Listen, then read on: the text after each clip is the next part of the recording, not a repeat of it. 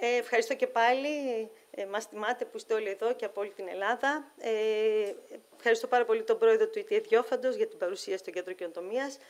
Θα πω 2-3 λόγια για το πώς φτιάχτηκε το έργο αυτό, μια που έτσι κι αλλιώς η μερίδα είναι αφιερωμένη στα Κέντρα Καινοτομίας και θα μιλήσουν πάρα πολλοί συνεργάτες και συνάδελφοι έτσι, που έχουν βοηθήσει, που είναι από την ομάδα έργου, από την Επιστημονική Επιτροπή. Εγώ θέλω να ευχαριστήσω τον πρόεδρο του ΙΤΕ Διόφαντος, τον κύριο Δημήτρη Σερπάνο, γιατί περίπου πριν 3 χρόνια έτσι με κάλεσε και μου ζήτησε να φτιάξω μια πρόταση για το ΙΤΕ Διόφαντος με τίτλο Κέντρα Καινοτομίας. Βέβαια, θέλω να ευχαριστήσω πάρα πολλά στελέχη του ΙΤΕ Διόφαντος επίσης, τον Άρη τον Βαγγελάτο, τον Αντρέα τον Κοσκέρη, θα του πω και χρόνια πολλά, αν δεν είναι εδώ, αν μας ακούει έστω διαδικτυακά, τον κύριο Κομνηνό και. Θα συνεχίσω και με πάρα πολλούς άλλους συνεργάτες, θα ευχαριστήσω και στη συνέχεια. Όμως είναι αλήθεια ότι ο κύριος Σερπάνος μου ανέθεσε, με εμπιστεύτηκε να φτιάξω μια πρόταση με τίτλο Κέντρα Καινοτομίας. Στην ουσία, ξέρετε ότι κανείς είναι να αποφασίσει πρώτα την κεντρική ιδέα και μετά, εντάξει, και εγώ είμαι 20 χρόνια στην έρευνα και στην τριτοβάθμια εκπαίδευση, έχω εμπειρία από προγράμματα, από proposal, αλλά σίγουρα το πρώτο είναι η κεντρική ιδέα. Απλά η απλή σκέψη που έκανα είναι ότι γράφω για το ΙΤΕ Διόφαντος και όχι για το ΕΚΠΑ που είμαι καθηγήτρια, άρα θα πρέπει να έχει γύρω από τεχνολογίες. Όπως καταλαβαίνετε, πριν 3 χρόνια ήδη είχε ξεκινήσει να γίνεται και να φαίνεται όλο αυτό. Καταρχήν εννοώ με τις τεχνολογίες, με την τεχνητή νοημοσύνη και τα νέα εργαλεία. Σίγουρα αυτό που έλαβα υπόψη μου είναι ότι ζούμε την 4η βιομηχανική επανάσταση, δηλαδή την επανάσταση του αυτοματισμού, που πραγματικά για πρώτη φορά έτρεξε πάρα πολύ γρήγορα και έχουν δημιουργηθεί όλα αυτά τα ισχυρά εργαλεία που γνωρίζετε και που τουλάχιστον στο έργο αυτό θα προσπαθήσουμε να τα φέρουμε στα μέτρα μας. Όμως ταυτόχρονα έχει ξεκινήσει και η 5η βιομηχανική επανάσταση, τη ανθρωποκεντρική, όπως λέμε, το Society 5. Δηλαδή, αυτή τη στιγμή πρέπει όλοι οι φορείς, η επιστημονική, η εκπαιδευτική, αλλά και όλη η κοινωνία, να φέρει, όπως είπα, αυτές τις τεχνολογίες τεχνητής νοημοσύνης, VR, AR, να γίνουν εργαλεία ώστε ο άνθρωπος να τα χρησιμοποιεί, ελπίζω όχι το αντίθετο, και όπως ξέρετε αυτή τη στιγμή ακόμα και η Ευρωπαϊκή Ένωση μελετάει πώς θα συνεργάζεται ο άνθρωπος με τα ρομπότ. Ξέρετε ότι υπάρχουν εξελιγμένα ρομπότ, σίγουρα θα έχουμε και εμείς ωραίες ρομποτικές διατάξεις και όχι μόνο, όπως είπα, θα πούν και άλλοι συνάδελφοι, ακόμα περισσότερα και για τον εξοπλισμό. Άρα λοιπόν θέλουμε το ρομπότ να χρησιμοποιηθεί από τους ανθρώπους, γιατί πραγματικά υπάρχουν ισχυρές λειτουργικότητες και όλα τα άλλα εργαλεία τεχνητής νοημοσύνης, VR κλπ. Άρα λοιπόν, αφού είχα στο μυαλό μου, όπως λέω, κέντρα καινοτομίας, CTS σημαίνει τεχνολογίες, Society 5, άρα και ανθρωποκεντρική προσέγγιση, 4η βιομηχανική, όλοι αυτοί οι αυτοματισμοί, όλο αυτό είχα αποφασίσει ότι η πρόταση πρέπει να είναι εκεί γύρω και έπρεπε να το στήσω. Μετά, επειδή είμαι καθηγήτρια στο Παιδαγωγικό Τμήμα Δευτεροβάθμιας Εκπαίδευσης και είμαι και αντιπρόεδρος για την εκπαίδευση, άρα γνωρίζω πολύ καλά τι σημαίνει ψυχοπαιδαγωγική προσέγγιση και δεν ξεχνάω ποτέ τους καθηγητές μου στη Σορβόνη, στη Γαλλία, γιατί εκεί σπούδασα τις επιστήμες αγωγής, αφού τέλειωσα το ΕΚΠΑ εδώ. Και άρα δεν ξεχνάω ποτέ τη φράση της Ανίκ Βέιμπαρέ και του Ζεράρ Βερνιό, δύο εξαιρετικοί, πραγματικά συγγνώμη που συγκινούμε, αλλά ο Ζεράρ Βερνιό πέθανε πριν λίγα χρόνια, εξαιρετικοί καθηγητές που σταθήκαν δίπλα μου και πάντα μου λέγανε «Ρούλα, δεν θα ξεχνάς, πρέπει οι μαθητές να μαθαίνουν». Μην μείνεις μόνο στο motivation, στην πρόκληση ενδιαφέροντος, στον εντυπωσιασμό. Πρέπει πάντα, και εννοείται εδώ υπόσχομαι από το βήμα αυτό ότι το έργο αυτό το έχω αγαπήσει πάρα πολύ και τουλάχιστον επειδή το 25 θα είναι η χρονιά η πιλωτική, θα φροντίσουμε, όπως είπα, εννοείται θα κάνουμε ό,τι είναι δυνατόν, το υλικό που θα πλαισιώσει τον τεχνολογικό εξοπλισμό, να είναι αυτό ώστε να μαθαίνουν και οι μαθητές. Εννοείται θα εντυπωσιαστούν από τους χώρους, καταλαβαίνετε. Άρα εδώ λοιπόν πηγαίνω στο ψυχοπαιδαγωγικό κομμάτι. Άρα λοιπόν η γενιά είναι η ψηφιακή γενιά. Το είπε και ο κύριος Γενικός Γραμματέας, έχει δίκιο. Τι σημαίνει αυτό για τους παιδαγωγούς? Δεν μπορούν να μάθουν χωρίς τεχνολογίες. Αλλάζει λοιπόν όλο το πλαίσιο της τάξης διδασκαλίας. Χρειάζονται λοιπόν τεχνολογίες. Όχι όμως οποιασδήποτε. Έχουν απαιτήσεις. Θέλουν τεχνολογίες advanced, όπως λέμε, για να μάθουν. Γιατί και πρόσφατα στην ημερίδα του e-twinning, μια εκπαιδευτικός μας ρώτησε, μα οι μαθητές μου δεν θέλουν πια βίντεο. Ναι, εμείς λέγαμε για video-based learning, όπως λέμε, αλλά στα προηγούμενα χρόνια. Αυτή τη στιγμή οι μαθητές που πραγματικά όλη μέρα είναι και στα social media και στα πώς το λένε, άλλο, TikTok και λοιπά με τα βίντεο, το βίντεο είναι πολύ λίγο, να σας πω την αλήθεια, να τους βοηθήσει. Όμως, επειδή είναι η ψηφιακή γενιά, θέλουν advanced περιβάλλοντα. Γι' αυτό λοιπόν το ΙΤΕ Διόφαντος εδώ, έτσι θα υλοποιεί αυτό το έργο. Απ' την άλλη όμως θα ήθελα να σας πω ότι οι έρευνες δείχνουν ότι η γενιά αυτή έχει λίγο έλλειμμα προσοχής και γι' αυτό το λόγο πάμε σε blended learning, σε μεικτά περιβάλλοντα. Τι σημαίνει αυτό? Το λέει έτσι κι αλλιώς και οι έρευνες της γνωστικής ψυχολογίας. Θέλουμε δράσεις τόσο σε πραγματικά αντικείμενα, όσο και σε συμβολικά ή ψηφιακά αντικείμενα. Αυτό ταυτόχρονα εμένα μου μετέφρασε ότι θέλω φυσικούς χώρους. Θέλω να υπάρχουν τα κέντρα καινοτομίας. Δεν θέλω να βλέπουν βίντεο και φωτογραφίες ρομπότ. Τα βλέπουν έτσι κι αλλιώς. Και γι' αυτό και στην πρόταση όντως λέω, όπα, για να μάθουν όμως, θέλουμε να υπάρχουν οι χώροι αυτοί, να μπορούν να αλληλεπιδράσουν.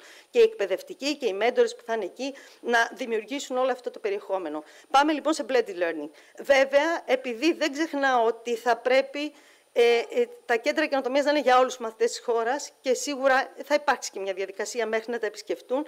Γι' αυτό το λόγο, και επειδή είπαμε είμαι και blended learning, θέλουμε και virtual. Γι' αυτό και ζήτησα από την κυρία Μεγάλη που θα μιλήσει να μας φτιάξει το virtual κέντρο καινοτομίας στο ETH Ιδιόφαντος, για να μπορεί να αισθάνονται όλοι οι μαθητές της χώρας ότι είναι εισάξιτο, μπορούν ανα πάσα στιγμή να έχουν πρόσβαση στο περιεχόμενο, όπως λέμε. Έτσι, εννοείται άλλο η επιτόπια επίσκεψη, αλλά χρειάζονται όλα στην εποχή αυτή. Εξηγώ λίγο αυτά που λέει.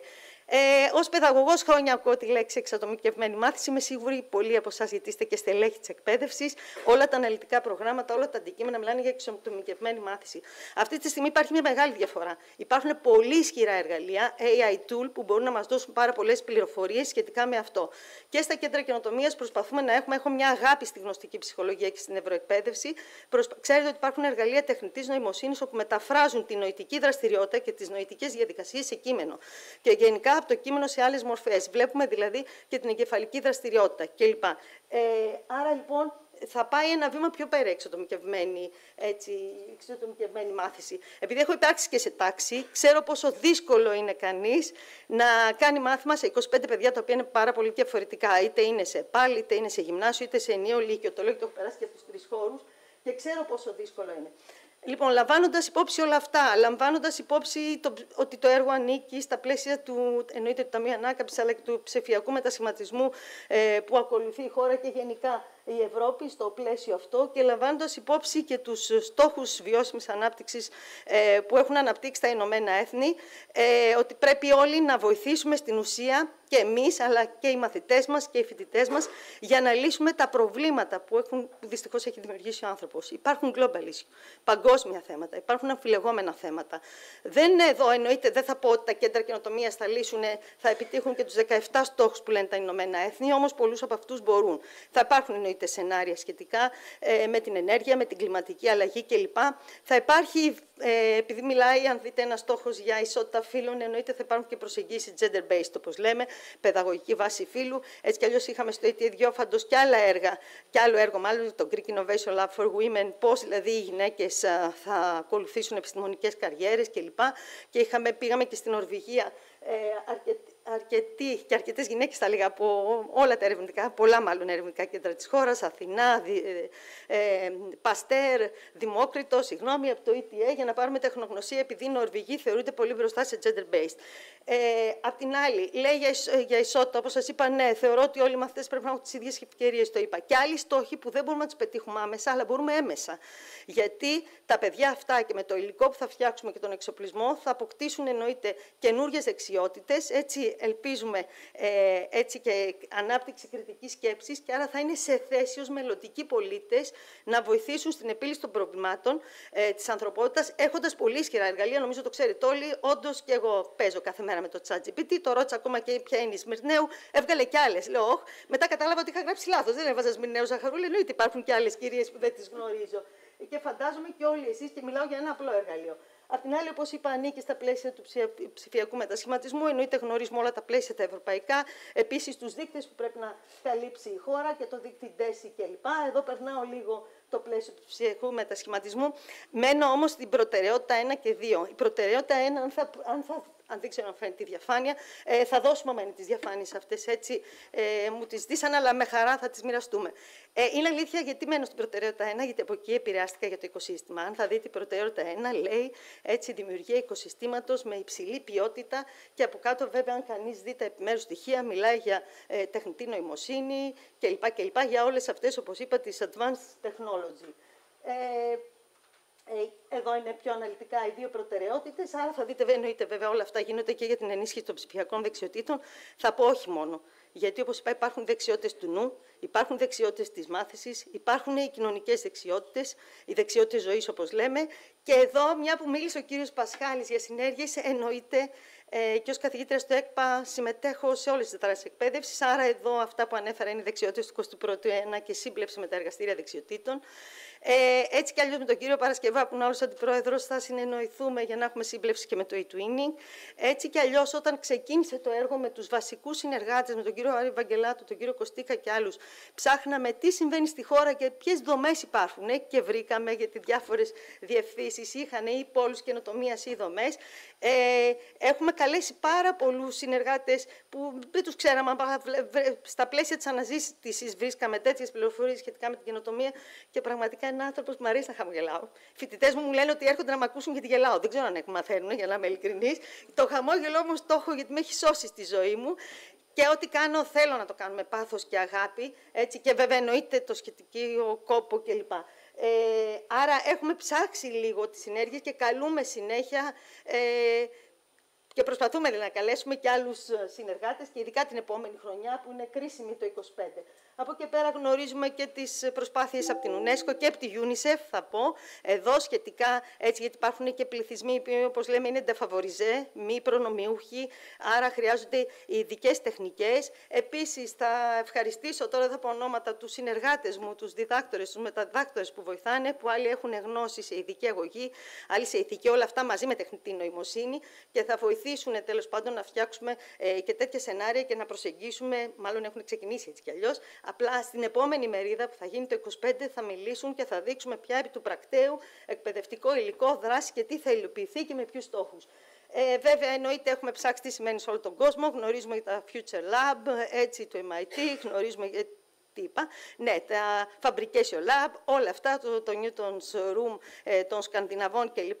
Όπως και ότι υπάρχουν πάρα πολλές χώρες που είναι πολύ ανεπτυγμένες στον τομέα αυτό, τον Advanced Technology, Αμερική, Καναδάς και πρόσφατα πριν 10 μέρες ήμασταν και στο Αμπουντάμπι και Ντουμπάι, όπου είναι και από τις πρώτες χώρες όπου ήδη η τεχνητή νοημοσύνη έχει περάσει σε όλη την εκπαίδευση και από ό,τι μας ενημέρωσαν εκεί, ως ΕΙΧΙΣ πήρε απόφαση ότι τα πετρέλαια δεν θα είναι για πολλές δεκαετίες ακόμα. Άρα η τεχνητή νοημοσύνη είναι ο επόμενος στόχος τους και ζήσαμε και μία πόλη που πραγματικά παντού είναι smart city, μάλλον πόλεις, Ντουμπάι και Αμπουντάμπι, και παντού υπάρχουν τα εργαλεία τεχνητής νοημοσύνης με όλα αυτά που λέμε και το Internet of Things, το διαδίκτυο πραγμάτων κλπ. Βέβαια, σε όλα αυτά υπάρχουν και περιορισμοί και έτσι κι αλλιώς και το Υπουργείο Παιδείας εδώ και όπως είπα υπάρχουν πάρα πολλά έργα σχετικά με τον ψηφιακό μετασχηματισμό. Και εδώ είμαστε για προτάσεις και εγώ προσωπικά αλλά και οι συνεργάτες μου για σύμπλευση και συνέργειες ώστε να έχουμε. Κύριε Πασχάλη, δεν ξεχνάω τι είπατε, κρατάω.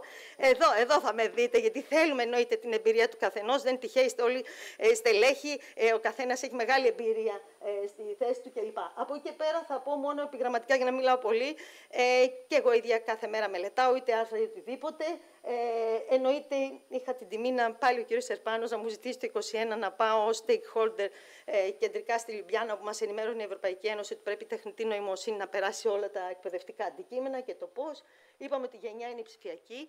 Δεν θα κρύψω ότι υπάρχουν επιστήμονες αυτή τη στιγμή που είναι εναντίον της τεχνητής νοημοσύνης. Και δεν μιλάω τώρα. Η πρόεδρος του ΕΣΕΡΑ, και η ΕΣΕΡΑ είναι η μεγάλη κοινότητα STEM, με πάρα πολλές χιλιάδες μέλη, δηλαδή στο συνέδριο κάθε φορά είναι πάνω από 2.000 μέλη, που λέει δεν πρέπει να δεχτούμε οι επιστήμονες να μπουν τα εργαλεία αυτά, γιατί θα φτιάξουμε μια γενιά ζόμπι.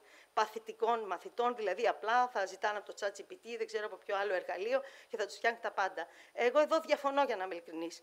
Έχω μάθει να αντιμετωπίζω τα πάντα, όπως είπαμε, τουλάχιστον 20 χρόνια στην έρευνα και στην τριτοβάθμια, στον χώρο των ΤΠΕ.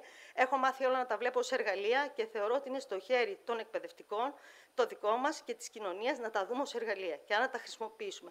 Από εκεί πέρα, όπως είπα και στην ημερίδα του e-twinning, θεωρώ ότι δεν πρέπει τίποτα να γίνεται κρυπτό.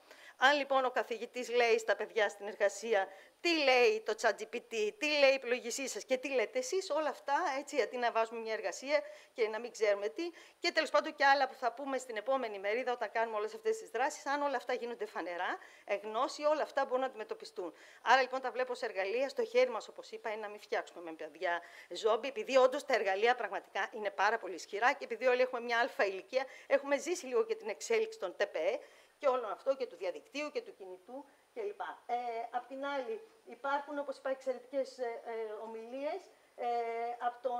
Μου έκανε μεγάλη εντύπωση εντύπωση η ομιλία του κύριου Μαστρογεωργίου, έτσι που είναι ο ειδικός γραμματέας μακροπρόθεσμου σχεδιασμού, που μιλάει ότι δεν γίνεται να έχουμε σχολείο βέβαια χωρίς τον εκπαιδευτικό, γιατί αυτή τη στιγμή η Αγγλία κάνει ένα τέτοιο πείραμα. Υπάρχει σχολείο χωρίς τον εκπαιδευτικό μόνο με AI tool. Μου έκανε εντύπωση γιατί και εγώ ως παιδαγωγός εννοείται πιστεύω και στην ατομική συνιστόσα, η γνωστική της μάθησης, αλλά στην κοινωνική. Κανείς τη συνιστόσα της μάθησης, η οποία λαμβάνει χώρο μόνο σε μια τάξη και δεν γίνεται κανείς να μειώσει τη συνιστόσα αυτή.